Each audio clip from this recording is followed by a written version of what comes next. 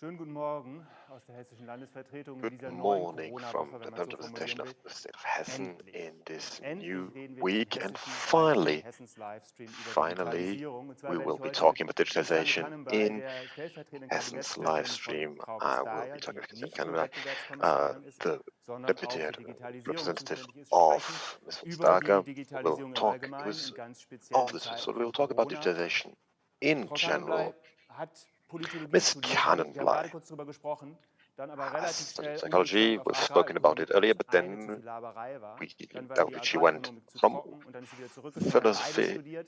Und das ist die psychology perfekte Basis to eigentlich, wenn man kein Jurist ist, was man agroeconomics, dazu then sagen went in back to Brüssel studying in der actually Kommission both, which is a great einzusteigen. Und basis das hat for sie dann work in auch Brussels, getan, hat lange especially im to getting Agrarbereich into the commission, is what she gearbeitet, did, in has der been letzten Kommission working unter on Juncker the in seinem agricultural field Kabinett for a mitgewirkt, long schon damals an time, der doing in the Digitalisierung Juncker mitgewirkt Commission und ist already, jetzt bei already Frau part Vestager of angekommen, oder Frau on Vestager, wenn man digitalization, es, and glaube ich, is korrekt now ausspricht. working Aber das tun die meisten immer so und for ähnlich, Mrs. deswegen Dager. wollen wir mit dem Namen ein bisschen großzügiger sein. Bevor wir jetzt in Medias Res gehen, bleiben mir noch zwei Dinge. Zum Now, einen die before we get Hotline, into the middle of jede Woche noch things, mal I kurz have two vorzulesen. things I Denn Sie have to sollen wissen, Sie mention. können There in is nächster our Zeit hotline die that I Woche have to read every einwählen week, und because Fragen stellen. Sie können es you natürlich auch should know that you can schriftlich just call machen. us and Die ask a Hotline ist die question in the next 40 0032 minutes. You für can do it in Belgien und writing, dann of course. die It's 203 0032 0181. Und die zweite Sache ist, dass ich zurückgebe, diesmal nicht 402030181. nach Wiesbaden, sondern nach Berlin. Um And Frau I'm Puttrich, der going zuständigen not to pass the Europaministerin, die phone not Gelegenheit zu to geben, kurz in Wiesbaden, das but this Thema time to Berlin, einzufügen. Denn Sie because müssen wissen, Minister diese Puttrich will give us Digitalisierung hat a nicht nur hier quick zur Folge video gehabt, dass man introduction, Livestreams because veranstaltet. Aus Berlin digitalization gibt es solche. has Und von not only dort had as a sehen wir jetzt Frau consequence that Puttrich. there are live streams from here in Brussels, but also live streams from Berlin. Sehr geehrte Damen und Herren, liebe Gäste, ich begrüße Ladies Sie and zu einer gentlemen, weiteren dear digitalen guests, it's Veranstaltung my great pleasure to der welcome you Hessischen to another digital Landesvertretung in event Brüssel. One Click to hosted Europe. by the Diesmal beschäftigen wir uns representation of damit, Hessen ob in die Brussels Corona-Krise on the ein Schub für topic die of One Click to Europe. Digitalisierung Today's bedeutet. topic is the Wenn wir uns in unserem Coronacrisis, a Bekanntenkreis strong über die push jetzige for Situation digitalization. And unterhalten, if dann we sagen die talk meisten, with ja, people we wir know hätten uns about weiterentwickelt bei this, der most Digitalisierung, say meinen damit den digitalen have Unterricht. moved on in Sie meinen damit digitalization and are talking Videokonferenzen about und digital digitale lessons, Meetings. about video Und das ist ja calls eigentlich nichts Neues. Das and sind Techniken, die wir schon video lange haben und conferences, vielleicht in der digital Vergangenheit meetings. zu wenig This is Anwendung nothing gefunden new. haben. This is technology Wenn we've wir heute had über for a long time and haven't Digitalisierung used in the diskutieren, past. When we're dann meinen talking wir die about Chancen der digitalization, Zukunft. Was kann die we're Europäische talking about Union the tun opportunities this für die represents zukünftige for our Digitalisierung? future. What can Was the European bedeutet Union das? Vor do for allen the Dingen future of bedeutet es digitalization? What does Innovation. this mean? Ich freue It mich, dass Sie mainly heute dabei means sind und für diejenigen, die innovation. schon öfter dabei So waren, once again, my die great wissen, pleasure to Sie können auch welcome you gerne all auf to der our stream. englischen And those Tonspur of zuhören. you who have Also been here a few herzlich times already willkommen know zu that einem there's also spannenden Thema. an interpretation in English available on a separate channel. Frau And I Canenbley, hope you will ich enjoy bin today's versucht, mit very einer interesting Frage topic. gleich schon aus dem Publikum einzusteigen, die so Mrs. herrlich wunderbar Canenbley, I kontrastlich would gestellt like ist, to try dass wir to damit, glaube ich, eine start gute with a Basis für das question, Gespräch der nächsten and 40 I guess this Minuten might be a legen good können. Und zwar basis von for Rainer the next Mese, 40 der minutes ganz we schlicht have und einfach fragt, und es had. ist, glaube ich, nicht so schlicht und Uh, einfach, das zu beantworten, wie die the Digitalisierung die question Gesellschaft is, verändern wird. Und gleich, um auf how die will Ministerin nochmal zurückzuspielen, sie hat es ja digitalization beschrieben, wie sich jetzt auch change our gerade in dieser society? And Corona-Krise our unser Umgang miteinander, das minister, Kommunizieren vor allen Dingen especially verändert during the hat. corona crisis, Ganz many konkret things have also, changed. wie ändert die Digitalisierung die Gesellschaft? Und er schließt gleich How an, woher can wird die Union daraus? digitalization change the society, and what do we need in the European Union? Well, interesting question to start. I'm very happy that we can discuss this here today. The question how this changes the society, we can say we are now all experts. We Zwar are weit genug using a aufgestellt, glaube ich, lot um da of keinen Werbeblock drin digital zu sehen. channels. Ich hoffe doch sehr. Aber ich glaube, wir haben alle da eine And unglaublich I hohe guess we die Schulen, insbesondere die Eltern, die im Moment ihre gesamten Kinder are now working with all these things. Weiterbildung auf digitalem Wege läuft. Auch Parents who have to teach their children at home. Es ist And interessant zu sehen im Moment, wie it's häufig very interesting to see kleinere Betriebe oder kleinere smaller companies or smaller shops are really changing. They thought about something completely new.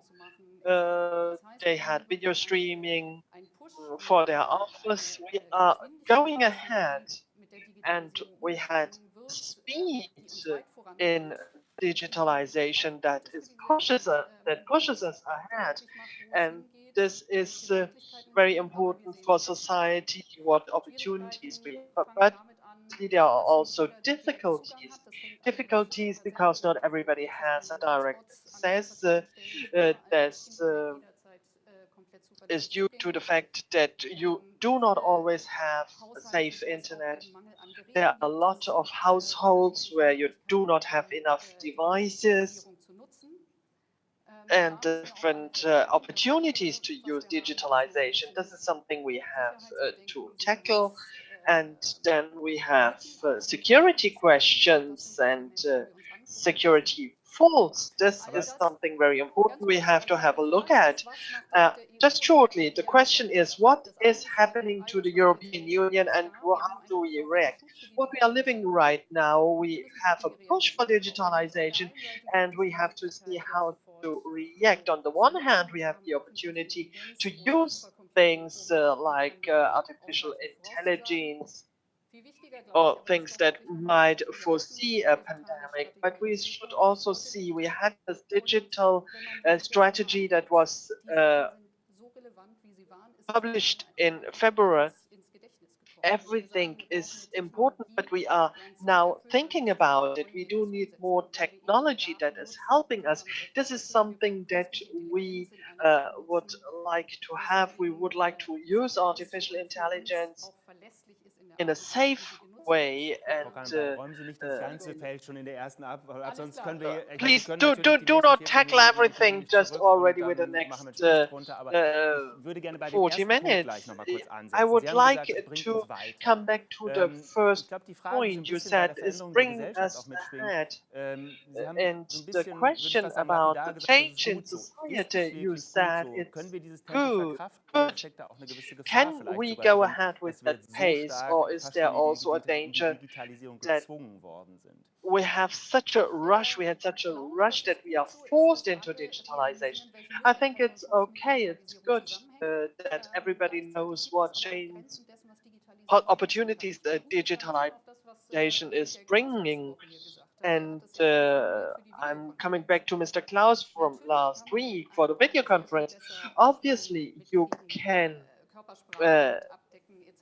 see what is happening if you are with people in the same room.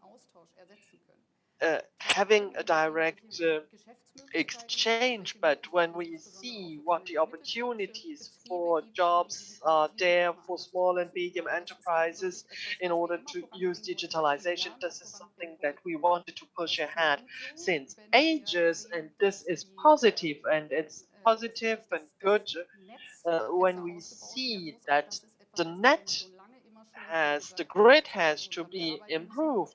This is something we know we have to work on. This is obviously now clearer, and in other points, as far as security and the protection of private details is concerned, and also the tackling or the use of technical solutions for children, young people and adults. This is something very important. Therefore, a discussion.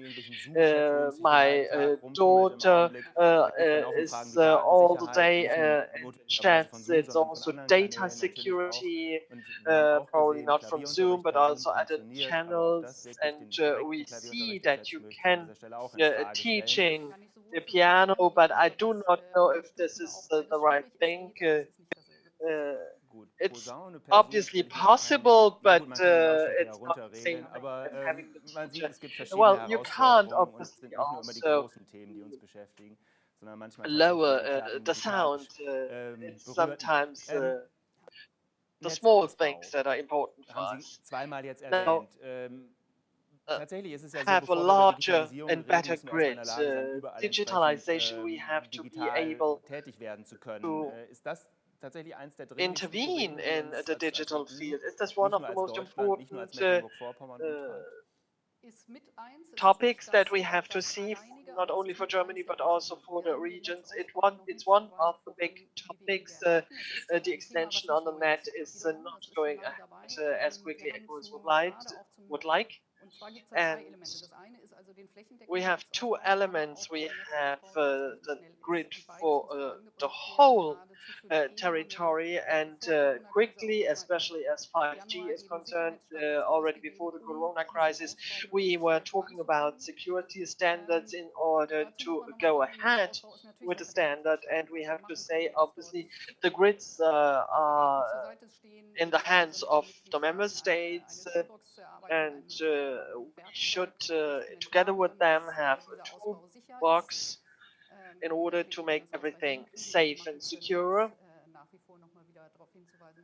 And we can also say that it would be important to have the necessary frequencies, and we can see that the member states are now more aware about it, that it is essential for the different companies, for the industry, but also for schools, that Wenn wir this über 5G gerade reden. network Diese is hat ja auch in gewisser Weise den is Blick wieder functioning. Richtung China Now, talking about gewendet, nicht 5G, nur zwingenderweise, weil das 5G, Virus then we aus have a look at China China, kommt, soweit man not das so sagen darf. only Die because the Social virus Media came sind ja schon from manchmal heikel zu China, werden. and Aber this natürlich is already schwingt ja auch immer die something that Sicherheitsfrage mit might be 5G, difficult. But obviously, we Huawei-Beteiligung oder have also LTE-Beteiligung am Netzausbau. 5G, Die Kommission hat and sich ja, who is was 5G participating betrifft, in the da network. But the Commission, böse as formuliert far as ziemlich sowohl als 5G auch is geäußert, concerned, nicht so klar Kante gezeigt wie der ein didn't oder andere sich das really vielleicht gewünscht hätte. make Muss man das nochmal clear überdenken jetzt in dem Gesamtkontext how oder things würden Sie are sagen, going so wie die ahead. Basis Is gelegt this ist, was something Sicherheitsanforderungen this betrifft, is ist okay das schon ganz as far as vernünftig security gemacht worden? questions are concerned? This is feasible. I would say the second part is true. Our position is clear. It's not about a country, about a company. We want standards and criteria with which we can measure things. This obviously agreed upon by all member states, and now we have to say if we are having all this criteria, and then we should decide how to continue. It's not only about one company or country. We have a grid that has to be safe for everybody. Let's look at the general context of the Corona crisis again. Mike starts by describing that digitalization next to the Green Deal is one of our core topics for the new Commission, which he asked has changed with the Corona crisis. This is a topic we've already somewhat tackled, but there's an additional question within this question for the budget proposal for the multi-annual financial framework 2021-2027, how this impacts the new work program for that budget period. Does this mean new priorities? Does it mean more funding for certain months? We know that there will be a proposal for the multi-annual financial framework on the 27th of May. Do you think we will have lots of funding and can do lots of things that are coming together? Well, no, lots of funding and luxury is something that doesn't seem likely if you've been working on the multi-annual financial framework for a while. What we have are the priorities, and the President of the Commission was very clear. The priorities are digital and Green Deal. These are priorities and remain priorities. The difference, the change with the Corona crisis, is that the digital approach has become a solution for many problems. There's a spotlight on it as a solution for problems we've had in the last weeks. The climate crisis still exists, is still a problem, but has slipped a little bit in the background. And some have even seen this as an obstacle to a quick economic recovery. And the Commission have given clear statements that whatever we do now in funding, in rebuilding, recovering from the crisis will be measured up to those two priorities, Green Deal and digitalization. This is the clear direction. I'm not going to say much more about the multi-annual financial framework today. I think everybody will understand that. There has been a long statement on this in Parliament last week, and the proposals will be coming in next week. You'll have different elements in this, the multi-annual financial framework, the new work program, the recovery fund, and in our work program, we will also look at what do we have to do now? What has to be done this year? What can possibly wait a little longer, because we have had a very intense 6 months now.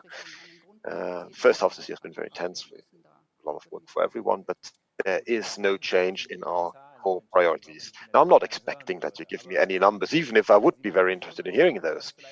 But you hope that there might be more money for digitalization than was originally planned. So I'm not going to talk about numbers or who gets how much.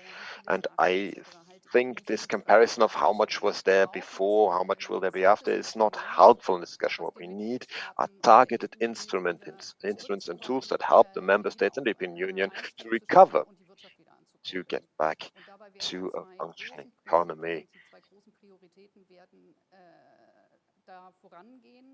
And our core 2 principles will be leading the way, and how exactly this will be distributed will be seen with the concrete proposals. I see there's no point in digging deeper. I know that I will not get more detail out of you, but let's look a little more at digitalization and priorities for rebuilding, recovering from this crisis.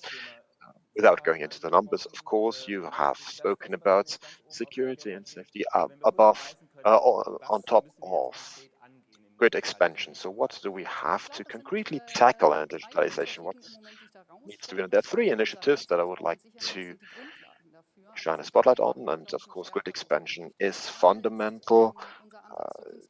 Security is fundamental, but our approach to artificial intelligence is very important as well. We've published a white paper on this, and it's very important to set up legislation in such a way that we can enable and promote AI in Europe, but in a safe way, which brings us back to the safety and security aspect, but it also has to be reliable and in a way that people can trust and rely upon what we do.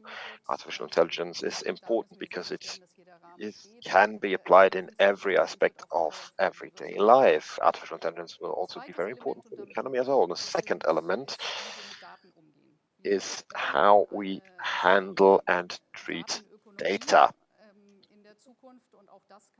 The future is moving towards a data economy, and this has been very clear in February already that this is an important question. How do we use data?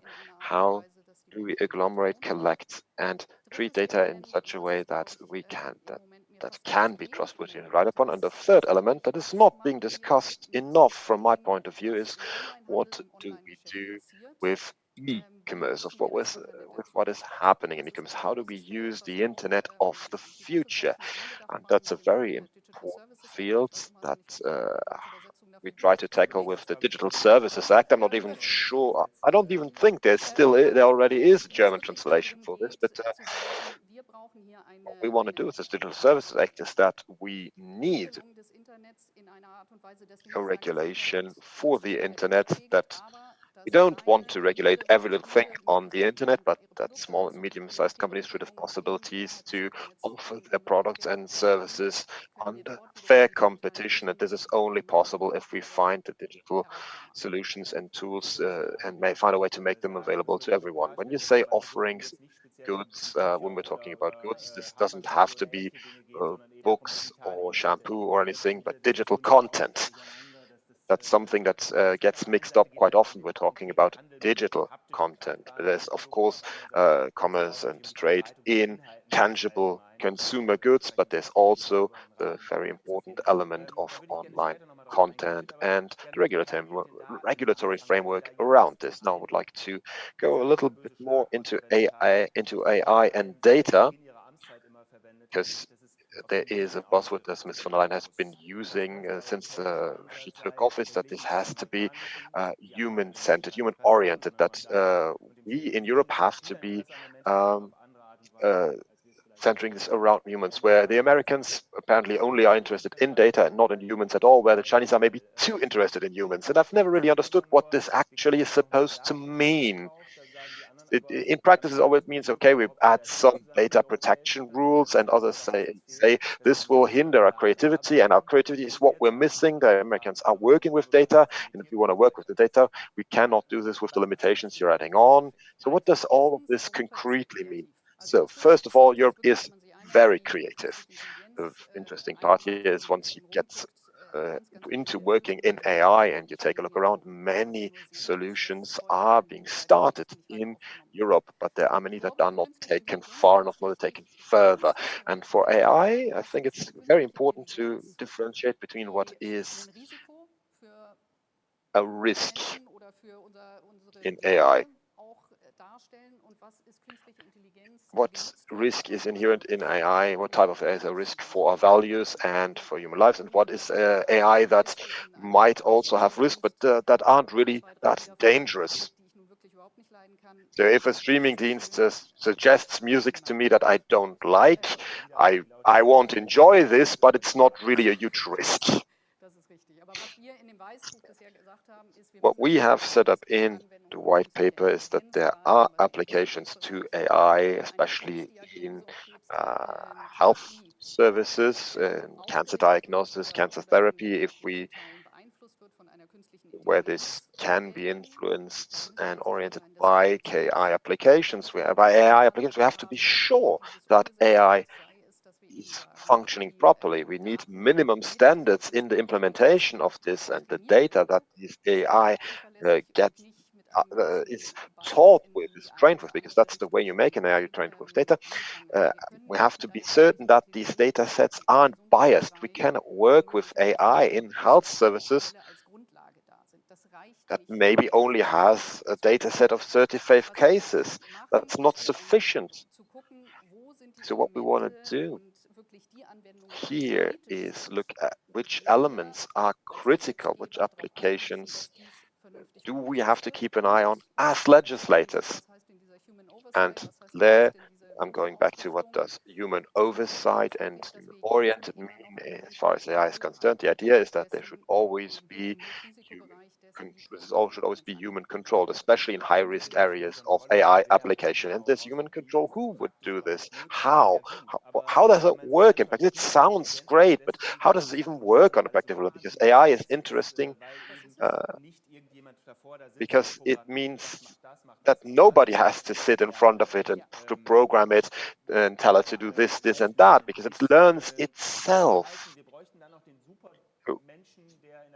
Do we need this literal Superman just that checks on the work of that? No, we do not need a Superman to do this. Who's supposed to? It's not supposed to do what the AI does. That's what the AI is for. If we have a person who can do the same thing, we don't need the AI, or we don't need the person. But if we, for example, have a decision to choose a person for a job, but this goes through a system, and the AI may sort out applications, but at the end somebody has to look over if this makes sense, if there have been proposals maybe that aren't logical or infringe upon rights, especially in medicine. I don't think anyone wants a diagnosis that has only been made by a machine or an AI, and a real doctor has to look at it. So it doesn't have to be the commission. It doesn't have an EU agency. No, this can be done on a much more individual level. What we have so far is the white paper. We're still in the consultation phase. We have given quite a level of detail what our requirements are and how we imagine this, but we are in the middle of an exchange with politicians, stakeholders, and others to see what difficulties are there, which requirements are maybe too much, not realistically possible, what can be done there. And I do believe that after all the discussions that we have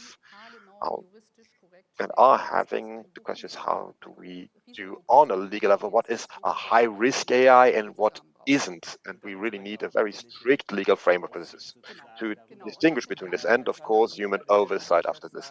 And if, for example, the boss of Google says, I have all my programs that control my programs, that is not only sufficient, it's the only thing that is technologically feasible, you would say that is not, it's not that easy, not in critical applications. Once again, I can only repeat that our requirements are applicable to high-risk applications.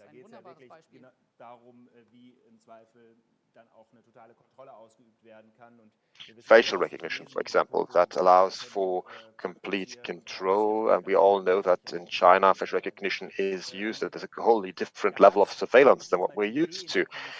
And there has been the idea in the Commission that there should be a moratorium, that we should step away from this.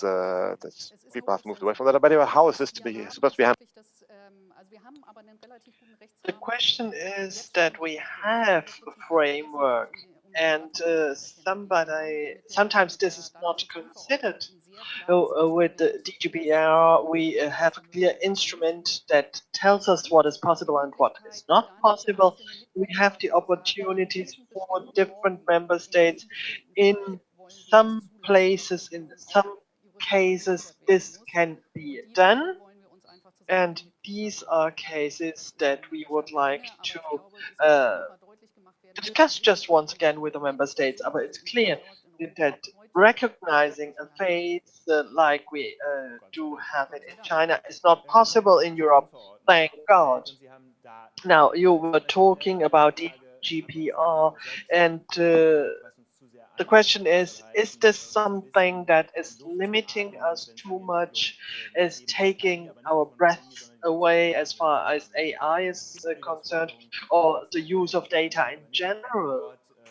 We have questions from the Parliament just to open up, not to allow more than what we have right now. I guess we should be happy to have DGPR, especially because it's really something that helps us to protect our personal data, which is nowadays, and especially with digitalization going ahead, is very helpful. As far as data are concerned, where we need a stronger exchange, there we can use the rule, but we need the opportunity to exchange industrial data in order to have a framework behind all this, in order to have a data flow in industry and also for developers. This is something that we would like to see. Then we have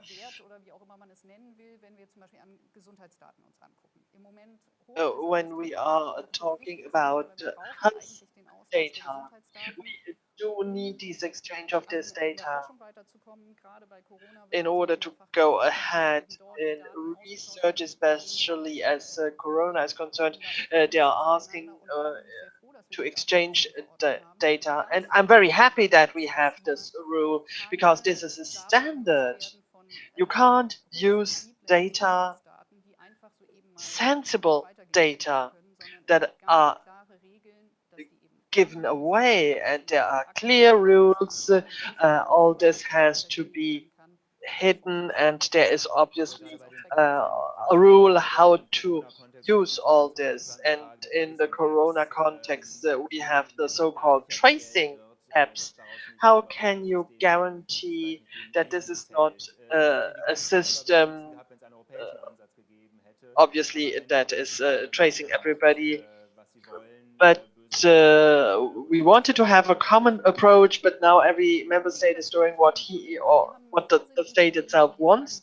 We are not the people that this is the border technology we do want. This is not something we should do. What we said, and this from the beginning, we need minimum standards how these tracing apps function, and we need minimum standards that have been applied in order to protect the single person. And therefore it has to be something somebody is deciding for nobody says that now that you can probably go back to traveling, you need to have a tracing app. You have to protect this data. We are questioning how this data are exchanged without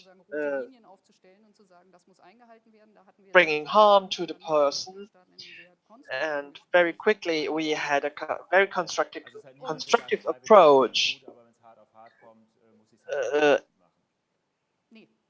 It's not that you can say it's something you decide for and then the state might decide to apply it for everybody. It's something very technical. How do we cooperate with the apps, like going into another member state, and how we can secure data? But this seems to work really good, really fine, and thank God we do not have one app. We can't do this. We have to give rules in order to use these technologies. As far as the data are concerned, is it a technical question to exchange this data with a standard, or is the question also to whom do this data belong? Daimler, for example, they have the whole data, or is it the person who is giving you the system? This is something we still have to decide upon. This is something with the data strategy. This is one of the packages of the bundles we prepared in February. We are exchanging. We have to approach things with different manners, for example, mobility or energy or agriculture. We do need a certain framework about data exchange. And the bigger part is really standardizing data. It seems to be easy, but it isn't. Let's go back. The Digital Services Act. This is announced for the end of the year. And we have a program that is coming next week. This was foreseen for the end of the year, and then we heard already that it might be later in the third or fourth quarter of this year or at the beginning of next year. What exactly do you want to do? The discussion is turning around the question, the platforms, will they be obliged to check if the contents are safe? Is there filtering, or what are you thinking about? It's not about filters. What we are really talking about is to guarantee that we have rules that state clearly who is responsible for what, and that we also have certain procedures in the internet, something we do not have right now. And we now have the element that the member states create different frameworks, who is responsible for which content. In France, we have something similar. This is true also for other countries. And what we see here is that we have kind of a patchwork of different frameworks and rules in the member states. And this is something that is not a problem for bigger platforms, but for the smaller ones, it's really a hurdle.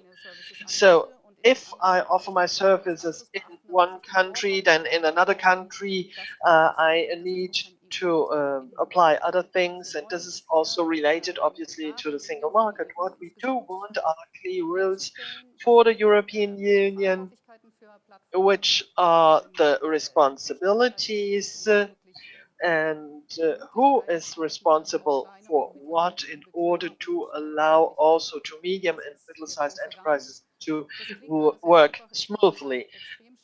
And this might be extremely difficult, and just to calm down, I do not think that we have to open up the e-commerce directive, the basis that we have right now.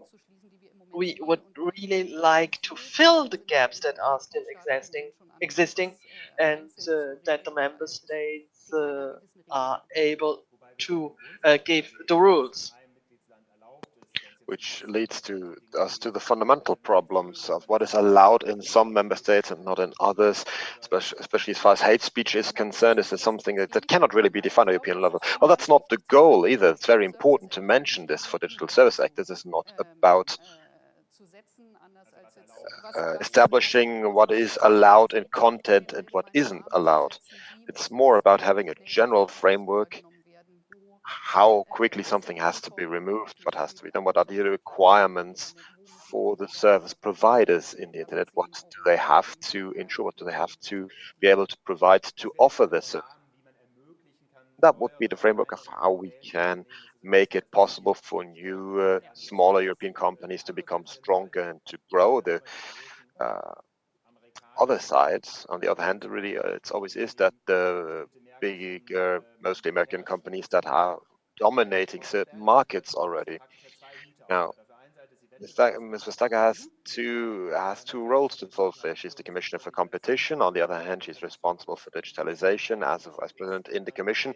And that's an interesting and explosive mixture in a way, because as a competition commissioner, you should mostly have an impartial view of the markets. How does this work internally? Is this an advantage? Does Ms. Vestager is looking so much into digitalization, all the Google case, for instance? Are there any Chinese walls, as people like to say in this? Quite fittingly, is there a divide in your department? Well, we have strictly separated this for the exact reasons you mentioned, and it has strongly been Ms. Vestager's wish to strictly separate this, because it could lead to a disaster if we don't. We have the digital team and we have the competition team.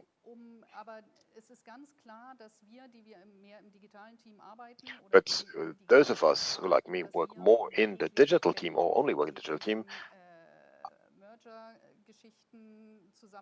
we are completely isolated from anything concerning mergers, acquisitions, and all of that. We do not even have access to the files. This is limited internally. This is limited to the other department, and we do not pass this information on because we need this separation. Otherwise, there would be a lot of trouble. But I do believe that if across all departments in our team, there's a strong conviction that competition is good, has to be protected, which also means that from our point of view, we also think about this when we're discussing the Digital Services Act. And there are some larger platforms that are in a position to exploit their market position to block smaller competitors. And this is not only a question of competition regulations and rules, but also about legislation in general. So this is something we have to look at now. Yeah, but the competition part of Mr. Vestager's portfolios is where you think about creating new tools to be able to avoid to get those strong single dominant players. Are you not involved in this? We are not involved in this at all. We're looking at the other part of it. This is not on a case-by-case basis. This is on a larger scale, and it goes beyond the digital aspects. This is really competition, rules, fair competition as a whole. Of course, but in the digital sector, we've had the problem that there may be some fines or something has been rectified, but then the rectification didn't really work because players are where they are, and it was already too late to change the situation. what can really be done for the competence of Google, for example. There has been the thought, and Ms. Vestager has taken a clear position on this, that she is thinking in that direction, is looking into these things. But the Digital Services Act is something where we're in the consultation phase, or rather starting it very soon. This has been left to the side a little bit due to the coronavirus, because how can you have a public consultation if everybody's staying at home?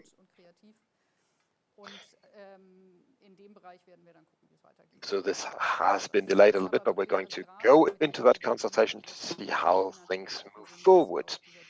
Especially looking at the last weeks and months, the digital service sector has rather become more urgent than less urgent. I have a very fundamental question here put in by Erich Heidkamp, member of the Hessian Parliament. I assume that he said that before Corona, up to the end of February, the lack of competitivity in Germany was the topic, was the problem, that you'd need huge investment to catch up on that. But now the statements from the Commission are that Germany has way too much money to support its companies in times of crisis, where countries like Greece or Italy or Spain will be left behind, which is why Germany has to offer even more money for the EU to compensate for this. And this seems to him like a contradiction. So you want to get me back to the numbers, I notice. I would also like an answer without numbers or figures. So what the Vice President means with this is, of course, as the Commissioner for Competition, we're all working day and night in allowing state aid measures due to the corona crisis. This has made huge steps, and Germany has possibilities to provide and implement state aid that other member states can only dream of. I think about half of the member states we've mentioned, we're not talking about small sums. And if you look at all the other member states, this has been a huge sum of state aid coming from Germany to its companies. Nobody's against that. That's a good thing. But we also have to look at other member states who do not have this possibility, this option. And of course, Germany as a pioneer, as a well-functioning economy, is a good thing. But the idea wasn't Germany should do less. No, the idea is that the EU as a whole has to come out of this crisis, and Germany, as the biggest economy in the EU, has a part to play in this. Just to dig a little deeper, don't you believe that this is difficult to argument for next to, as far as the German taxpayer is concerned? You've paid a lot of money to save your economy, you have to pay even more money to save the rest of the European economy. Don't you think that you will reach a point where people say, no, that's enough now? I believe that Germany has to understand and is understanding that we can only move forward together. That's why we're the European Union. And it doesn't help that our economies are too strongly interlinked. The German industry is dependent on other branches in other member states. We could not just say we concentrate on one country, and we are the European Commission to remind people of that as well. This is really just a friendly reminder, and it's a recognition of what Germany is doing, what great work Germany has accomplished here. But the other member states also have an interest in becoming more help, and of course it's also interest of Germany that these states get help. And the main question is, how do we get all this aligned quickly, because we need to recover quickly in order to be able, especially for the multi-annual financial framework, in order to get our program started to have a large-scale recovery. There should also be a solvency instrument. You do not have to deny it. This is not that secret anymore, but that really is supposed to finance companies in a targeted way. The EIB is involved, but we do not have to go into more detail on this. We're just getting to the end of our discussion. I would just like to ask one more question as far as the WhatsApp contacts of the commissioner is concerned. I've heard that Mr. Breton is not only having a live chat with Mr. Zuckerberg, is also in WhatsApp contact with him. Can you tell us who Ms. Vestager is in contact with over WhatsApp? I think you'd have to ask her herself. So you do know, but you can't tell, and that is all the answer we're going to get on this, I think. And let's go back to the multi-financial framework. Yes, and to the right to privacy. I don't follow. Well, let's get back to the beginning of this. What have we learned in the last few weeks? If there's one thing we've learned, is that it is necessary that if we use digital service and products, that we need good data protection provisions, rules, security setups, and a security infrastructure is necessary in order to make all this work properly. Thank you very much, Ms. Canenbley. I would like to draw your attention to the fact that next week in the afternoon, 14:30, Polina Beschmikak will be here as my guest, and we will be talking about Brexit. Another topic that seemed to be the dominating topic for the next coming months at the beginning of the year, but currently has been obscured by the corona crisis. Let's just say that Brexit is not moving forward that quickly, so we're going to look at how it can move a little more quickly, what we can get to as far as it is concerned, or if it will end up in a hard Brexit. We'll look at that next week. I hope you all have a good start into this week. Keep your chin up. Everything seems to be on the way up, and I'll see you next week.